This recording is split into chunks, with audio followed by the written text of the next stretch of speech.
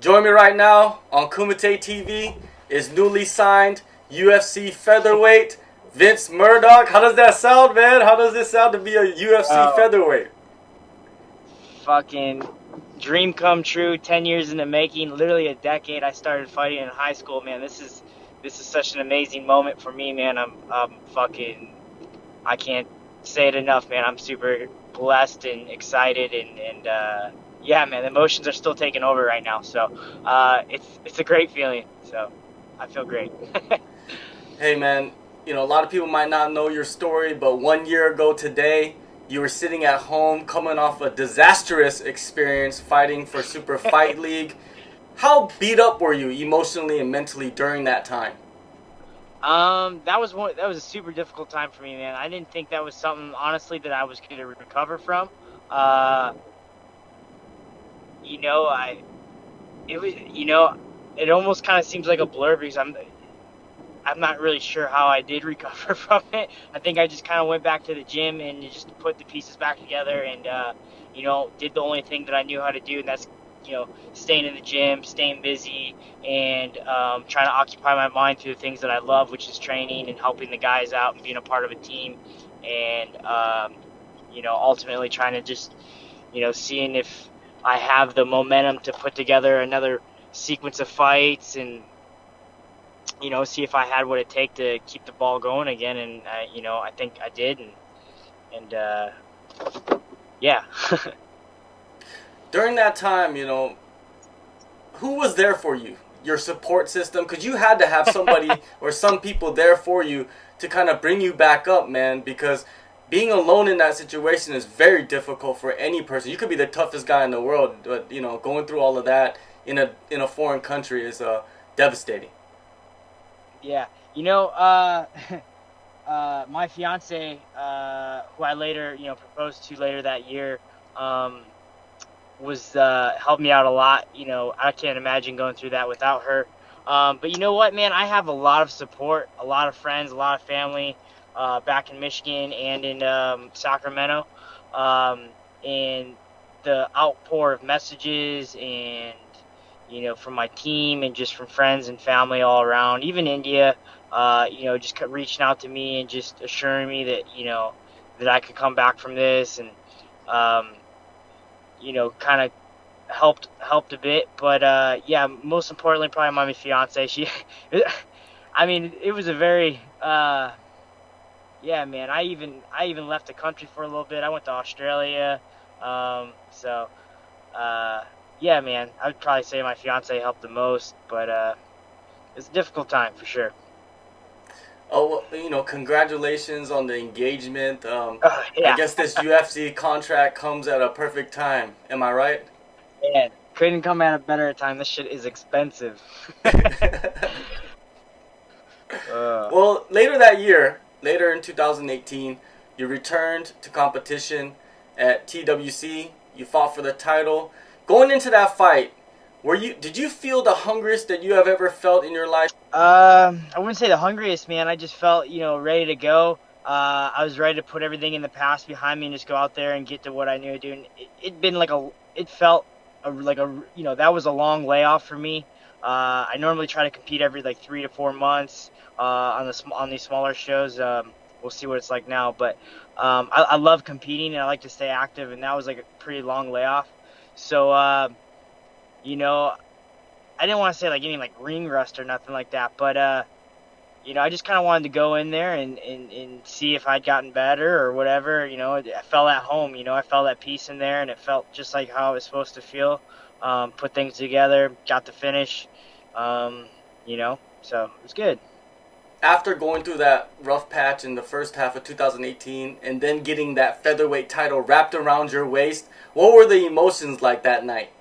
Bro, that was weird because I had a bunch of people kind of bring that up, and they're like, man, if you like compared the beginning of the year to your second half of the year, like what a roller coaster.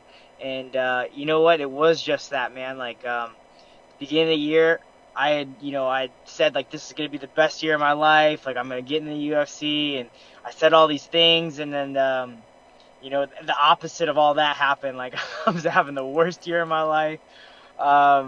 and then it was difficult. I went to Australia. I cut my eyebrow. I got back home, but towards the end of the year, um, things just started taking a turn, man. I started, trying to dive deeper into like manifesting things and belief systems, and trying to learn more about myself, and the more I've gotten better at stuff like that, the more, the better things in life. My quality of life has gotten better since then, and especially towards at the end, man. I proposed to Kira in, September, September, and just right around that area, everything just started to kind of take a turn, and I can't even explain to you like how great, the feeling, the diversities, and the feeling from beginning to the end, man. It was like a fucking, 1 second it's hot, 1 second it's cold. You know what I mean? So it was crazy. It's crazy. Tons of emotions. So it was awesome. Well, now, man, you embark on your UFC career in Minneapolis, Minnesota.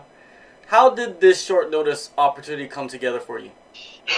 So, I'm not entirely sure. I just called my managers, and I said, hey, man, is a UFC... So they had called me earlier. I'd actually gotten a call for a 35 fight earlier, and it was one of the hardest things for me to do was say, no, I'm not in a position to take the fight.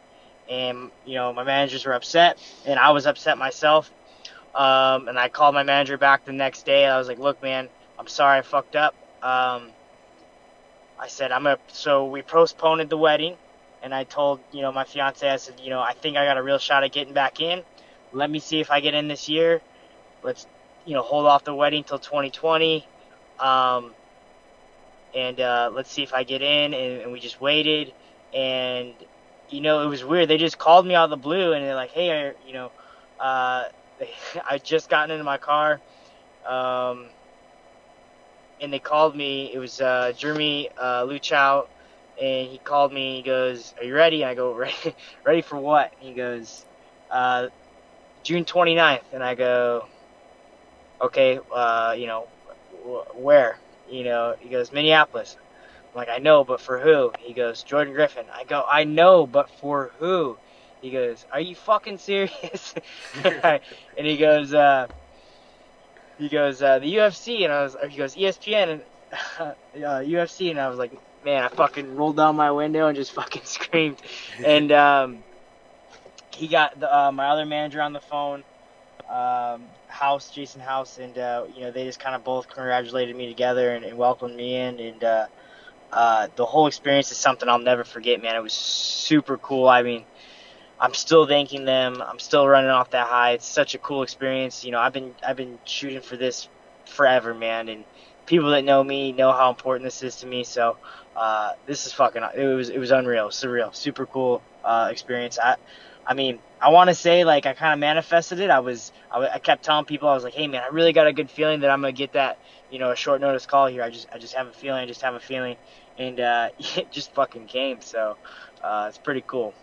So because you had that feeling of getting a short notice fight, you must have been in training, keeping your weight low, helping other guys out, because I think you do have like a bunch of guys getting ready for future cards right now. Were you involved in many camps? Yeah, I mean, I'm always, everyone in the gym is at my weight basically, so I was trying to help out as much as possible with anybody, that needed a body. Obviously, I couldn't mimic everybody's opponent just because that wasn't me, but I was definitely helping out. I was in there for Emmett. I was in there for Urijah.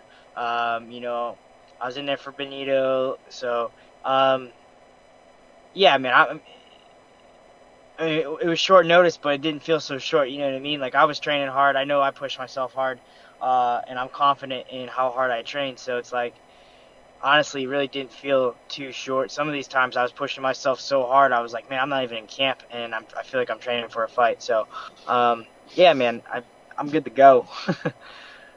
Speaking of Urijah, he's coming back at UFC Sacramento. How big of an impact has he had on your life and your career? Yeah, so I think this is my 8th year. So 2011, I think, is when I came out. Yeah, Uriah sort of kind of invited me into his home when I was 20. And I came to check out the gym just to train, like, just to see what it was like. I wasn't a pro yet, and I ended up just never going home. I didn't move anything there. I had meant to just stay for like a month or something, and I ended up just staying there forever, and I'm still here, and I still haven't been home. I mean, I visit home, but it was yeah, it just kind of turned into a thing. Uriah's done a lot for a lot of people here. I think that's why the gym and the team is doing as well or as big as it is because of someone like him. He really is a giving person, and he creates an atmosphere for athletes like me and many other athletes that didn't really have places to go or call home, and he's created that for a lot of us. I know he's a new father, but he's been a father to a lot of us there. So especially me, man, your eyes really took me in, especially when I was younger. Really helped me out, gave me a job, gave me a place to live, and it's really brought me up. Yeah, man, he's a huge impact on my career. So it's cool to see him, still doing the things that he loves, and then able to get back in there and still be able to compete and willing to compete and, healthy enough too, because, that's a blessing in itself and a privilege. So it's cool to see someone of his stature and Hall of Fame status to be able to still do it, against someone like Ricky Simons, who's young and up and coming, and, that's cool. I think it should be the main event. It's kind of fucked up that it's not, but it is what it is. Another guy that's been in the news lately, a former teammate of yours, TJ Dillashaw. Uriah and him have been going back and forth for a long time, and you're a guy that kind of sits in the back and doesn't really say anything. But I would like to get your thoughts on him getting popped for EPO. Oh man, that's funny.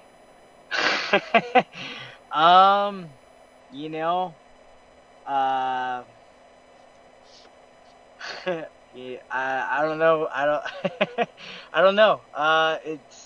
It's unfortunate for the sport. I take it sucks because I take our sport very seriously, and I want anytime it's a black eye on our sport is never a good thing. So that part kind of sucks. His beef with him and Urijah. I kind of it's kind of between them, but it kind of involves me too, just because he left the team, and Uriah's my boy, and but at the same time, it's not something I try to really be a part of. But I mean, it just makes you wonder, how long has it been going on, and what else is there, or if there is anything else. I really don't know. I try not to keep too many thoughts. It is what it is, man. I don't know. He cheated. It sucks, man, but it is what it is. Yeah, because the reason why I ask you is because now you are in the UFC, and now it is part of the game. It is part of the promotion. Fighters getting tested. Outside of the promotion, being tested is not such a big deal, I believe. Because most guys aren't getting tested, so there's nothing to really say. Now, they have a beef. Uriah's back. TJ Dillashaw versus Urijah Faber. Would you like to see that fight? 100%. Who wouldn't? That's going to be a fucking banger for sure. And you know what? It's weird, man. I can kind of see that because I think, Urijah has, some fights left on his contract. And by the time, TJ is not going to be ranked. So, you know what? That would be an interesting, fight. I bet you they could play it up.